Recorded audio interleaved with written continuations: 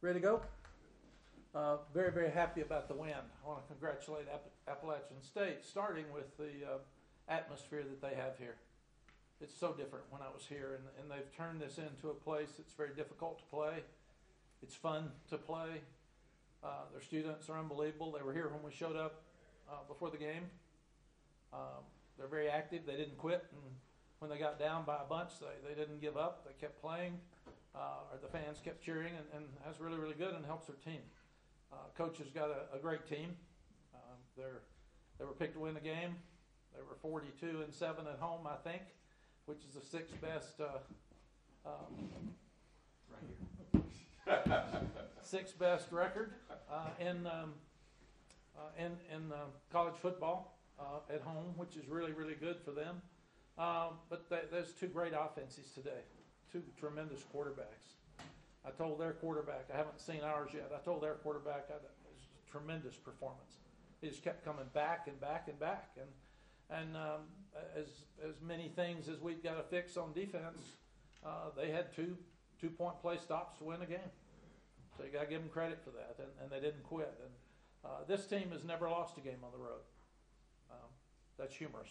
You all miss that. You're tired. You need that. And this team needed a hard-fought fourth-quarter game on the road. We've got to mature and not just continue to make immature mistakes. We had a freshman after the onside kick come out and taunt a guy. I mean, he didn't play. So come on, man. Stay over there and grow up. We have a defense that when they get a turnover, they run over and start chanting in front of the fans. At least we didn't run out on the field this time when we kicked a field goal. It was good. So we just got to grow up. We've got a lot of inexperienced players that are they're high with emotion, but we had the game well out of reach and didn't put it away. And you got to put it away. So I'm proud that we won. But we have a fourth down stop and there's a holding penalty. We have we decided instead of going 4th and 10, we were going to go 3rd and 16. It ended up 4th and 12. We were in great shape. We have a late hit, or it would have been 4th and 12 instead of 4th and 8. So those are things we got to fix. We've got to change that. We've got to play better in the secondary. We didn't get enough pressure on the passer. All those things are things we need to do. And then offensively, you score 63 points with a freshman quarterback. It's never had a road game. And the play that Drake made at the end of the game to win the game, what a play. He's got a free man. He knows he's going to get hit right in the chest. And he kept his poise and found D.J. Jones open for the touchdown. So Drake May is a special young guy. Did he screw some things up? Yes. Did we have some noise penalties where we had motion? Yes. Did we fumble the ball and give them a chance to get back in the game with a freshman quarterback? Yes. But they scored 63 points. And when they needed to answer, they did answer. The 1-minute drill right before the half was the way you draw it up. It was perfect and scored with 5 seconds left. So kicking game was good. Noah Burnett, that first time he's ever kicked in a game, and he kicked it straight through with confidence. The punting game was good. The kickoff was good. So the kicking game really helped us.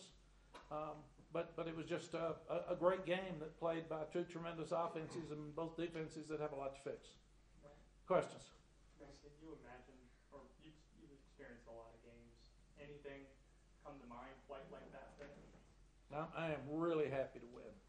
I remember we beat Baylor 58-54, and I was mad. And Baylor should have been mad too. But if you win, every week's different. You take a win and go. We were underdogs and hadn't won a road game all last year. So anybody that thinks I'm going to be mad or disappointed over this one doesn't understand coaching. I am excited to win against a really good team on the road where we had the game. Probably better than a blowout. It's better that it came back and got close and we had to fight and overcome some adversity to win. If you script it for the long run. And the only thing that's important right now is you're 2-0. Anything less than that wasn't going to be good, but we're 2-0. You said that you have a lot of things to fix, but how do you process the balance here? All the things that were positive, all those young receivers stepping up, and then giving up 40 points and 330 yards in the fourth quarter. Yeah, it's easier to coach them when you win. We will be all over them, and they got to get more discipline. They've got to cover better. We got to get more pressure on the quarterback. We can't have Face mask penalties. We can't have a late hit. I mean, there's all kinds of things we can coach, so good for us. It's easier to coach them when you win. Back all offseason, you talked about how last year's team was up and down, couldn't win on the road, as you said, couldn't win close games, 1-8 in close games under you entirely. So does this game show to you that everything you preached in camp has sunk in and that it's working? Yes, that's what I told them. You didn't cave. You kept fighting. A team that's going to lose like we did at Pitt and State is going to give up and not make the play on the 2-point plays. So negative people will be all over the negatives today, and positive people will be all over the positives, and people that love football will talk about how great a game it was. And that's just the life we live. What did you think about Kobe Paceor's performance in the absence of Josh Downs? Kobe really did a lot of great things this spring, so we were not surprised at all. And then Josh was out some in preseason, so Kobe had to step up and play. We were disappointed. We only played him 15 snaps last week. He should have played more. And it's hard to get Josh out of the game because he's mad. He wants to play all the time. But to not bring our probably best offensive player, in fact, period, our best offensive player, our two best receivers on the road and still score 63 points, you got to feel good about where we're headed. Is there an update on Josh, or can you tell us about his injury? No. Jeremy will tell you that on Monday. Sometimes basketball. He could not have played today. Some people said, did he pull himself out? No. It was. We didn't even have to get to the doctor's decision because he said he wasn't ready to play, but he didn't want to be here and be on the sideline for his teammates. Coach, have you ever been around a wilder game than this? Yeah, that Baylor one was kind of like that. I've had a few like this. You've had 34 years of this stuff. There's been some mixed in there, and really and truly, nobody ever remembers anything about them except who won. That's the only thing that matters. There'll be a lot of talk tonight, and then on Monday, everybody will be wanting to have somebody fired. And then on Tuesday, they'll be excited about being 2-0. So that's the world I live in. You touched on this. What can a win like this, the way you did it, and leaving here with a road win, do for the trajectory of the season moving forward? It can do so much because we can coach them harder on the things that they're not doing well. And there's a lot of inexperienced guys. Omarion didn't get loose today, so Caleb Hood did. Whoever knows, who would have thought about that coming into the game? Kobe Paceor steps up. We didn't know about that before we came into the game. So you're just getting better and better. When you've got a great quarterback, you got a chance. And Drake is a great quarterback that will only get better and better and better. He threw a hitch on a slant side once to start the second half. So there's things that he can do a lot better, believe it or not, as good as he's played. What did you like about his performance in general? Just his composure on the road. All their composure. They didn't quit. They didn't get down. They just kept fighting.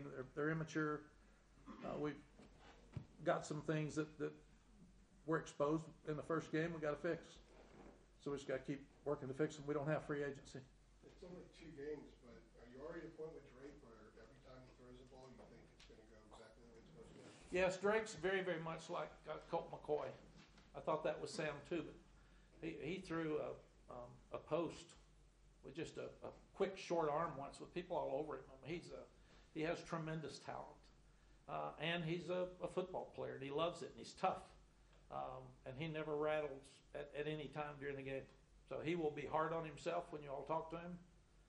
He'll be wanting to see the video on the bus ride home so he can get better. That's just who he is. I think he has such a great upside. There are some who will say there's not much value for a program like Carolina going on the road to play an App or East Carolina. What do you say to those types of people after this type of game? I say it was a great game for the state of North Carolina. I'll say that. Mack, of all the crazy plays in the game with Bryson Nesbitt picking up that onside kick, maybe the craziest one of the day. I know, and we told him, great job, get down. Game's over if you get down, and we have to extend it. So, but that's what I'm talking about. Bryson's never had an onside kick, but we got both of them, which is better than the last time we had an onside kick. But get down. Get down. He was so excited he scored, and our coaches were all saying, no, man, come on, the game's over. But that's teachable moments. There's so many teachable moments in this game, and again, you can be harder on them and teach them harder after you win. This may not be the right way to ask this, but during that fourth quarter when they're just scoring at will up and down the field, is there a sense of helplessness from someone who's been through all the stuff that you've been through, and there's almost nothing you can do about it? They're just No, doing what they're doing? you should get a stop. Get a stop. Every time that they get ready, I think we're going to get a stop. I believe in these kids. And they've worked so hard. I think there's going to be a tip ball. I think there's going to be an interception. And what they've got to do is just start making plays. We're not making plays in the secondary, and we've got to start doing that. We've got to do it better. Coach, on the play where Drake threw the touchdown and then got hit, he struggled to get up there for a second. Was that wind or was that something more serious? I think he's fine. He's tough. He was going back. I thought we were going to have to go back out there and take it the length of the field with 31 seconds left and 2 timeouts, and that was doable today. So, and then I was worried that when we were kicking off to them with 9 seconds left, they had too much time left if we didn't get the onside kick. So that's the day it was. Mack, are you also starting to see? You talked about Drake's composure. Are you also starting to see the offense around him kind of have that belief and confidence where if you would have been in a position you got to go the length in 30 seconds, the guys go out there believing that Drake is going to make the play? Yes, absolutely. They're so confident in Drake, and he's earned that. He showed it in the spring. He showed it in preseason. He's so accurate, and he can run. He made countless number of plays today that he can run, and he's old beyond his years. When they brought him all on that 3rd down and 10, he knows he's going to get hit, and he just, with his height, he gets the ball over to DJ Jones, which was the difference in the ball game. How much do those young receivers grow up there? They grew up a lot last week and today. They're really good, and hopefully we'll get Josh back. And then when we get Antoine back, these guys are getting so much experience. J.J. Jones started the day off right, so he played really, really well. Adam? I'm trying back here, Mack. I know, they don't. They stuck you in the back. AJ just firing them off up there. Let me just say it into this. Is part of the message, is it okay to feel a little lucky? You know what I'm saying? Is that part of the message to the team? I mean, the 1 2-point conversion where they could have gone ahead with 31 seconds, I mean, the play was there, but it's just out of the guy's reach. Kamen and Rucker and Noah Taylor stopped Bryce just on the goal line there on the second 2 point. I mean, is that part of it? Like, I don't know if lucky is the right way to phrase it, but is it okay, you know, for them to feel that way, you think? I think when a team's up by 23 or something, you wouldn't call them lucky. We had a lot of really close calls with the officials, none of which went our way, not one. We had a fumble that we couldn't possibly have with a quarterback to give them some chance to get back in the game. So we were as unlucky as we could possibly be and still won the game, in my estimation. It's produced 2 barn burners in a row. Is this a series you'd like to see continue? Bubba's sitting right in the back. It is continuing. They'll be in Chapel Hill next September.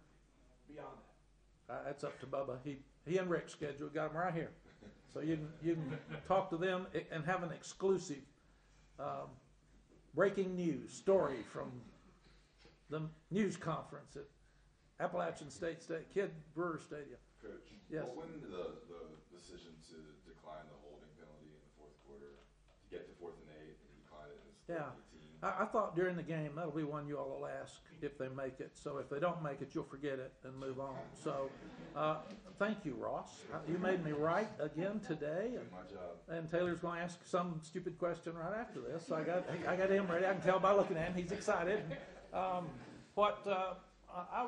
This sounds stupid, but I read analytics from all over the country every week, and it's interesting. We do what we think's best, but Hawaii had a 4th and 4 against Vanderbilt.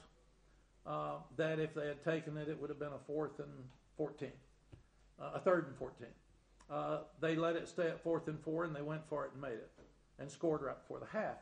So Gene and I, in our 5 seconds that we have to make those decisions, said that it's a whole lot harder to make 3rd down and 16 than it is 4th and 8. And then we held them, and it was going to be 4th and 12, so it was the right call, and then we have the late hit. So we just felt like that we were better off backing them up at that time in the game because they had to go 4 downs, and we knew it. And we felt like with 2 opportunities, with them being 3rd down and 16, it was better than the 4th down and 8. Coach, Caleb had obviously a tough year last year with the injuries and had the fumble his performance today, he had that big third down conversion, then the 71-yard run. How good did it feel to just see him have that sort of redemptive performance? It looks like with our running backs, it's going to be who's got the hot hand, because we wouldn't have thought Caleb would have been the guy today, and Omarion had some tough luck and fumbled one of us early, and then George had some good plays. DJ still the old vet that knows what to do, as was the case with the free release on the extra blitzer. None of the other guys are ready to do that. So we just feel like that right now we've got to keep growing. This offense should get better every week because they're so young. And I thought the offensive line did a good job. When they got down by so many points, they started blitzing every play. And then you got big play, bad play. And I thought they handled it pretty well. Taylor? With young receivers, how much do you think it helped that Drake was going with them last year? Guys like Gavin Blackwell, J.J. Jones, Kobe Paysour, with the twos, and having that chance to kind of build that chemistry. I think it helps so much. And Drake is a gym rat like Sam. He threw with them all summer, and he throws in Charlotte when they're down there. And Bryson Nesbitt, he makes some great plays, not good plays. So I just feel like that they're going to get better and better and better each week, and that's exciting for our offense, and that'll help our defense. The defense is going to feel really bad. The coaches feel really bad. I've told them to pick their head up, and everybody going to be on them, and I said, you've earned that. That's okay. But go back to work, man. If we keep scoring points like we are, and we can improve our defense like we should because we got better players than we're playing, we got a chance to be really good, and that's exciting.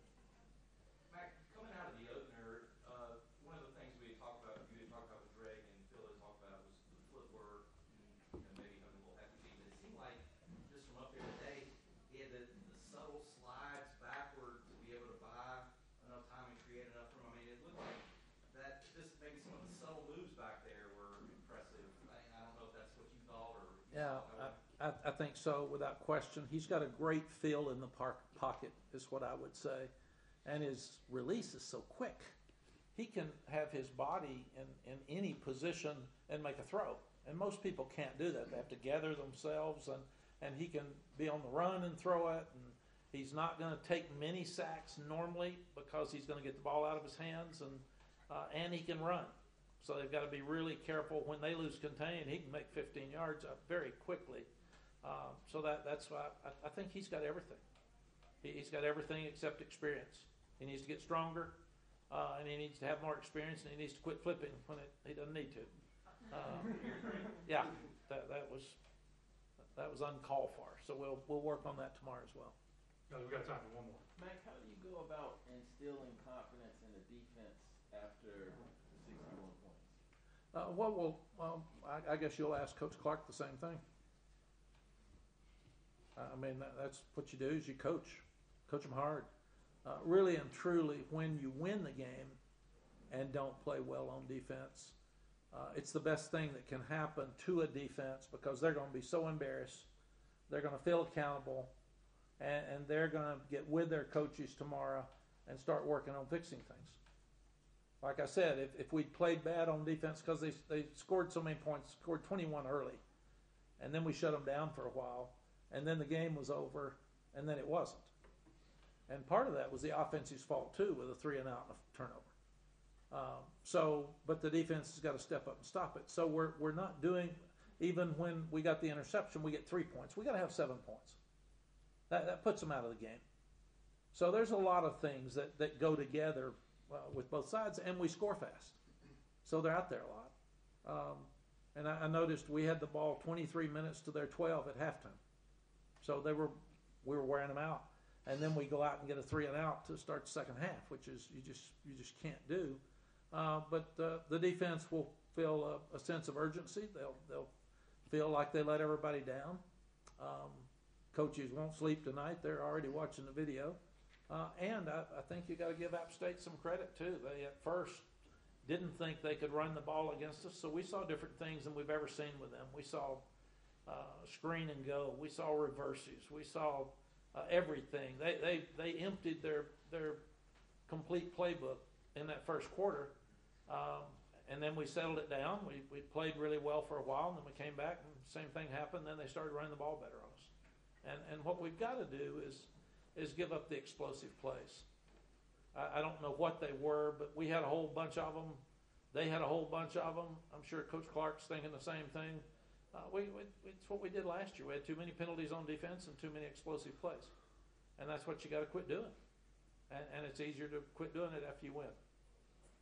All right. Thanks, Coach. Thanks, Thank Coach. you all. Travel safe. You too.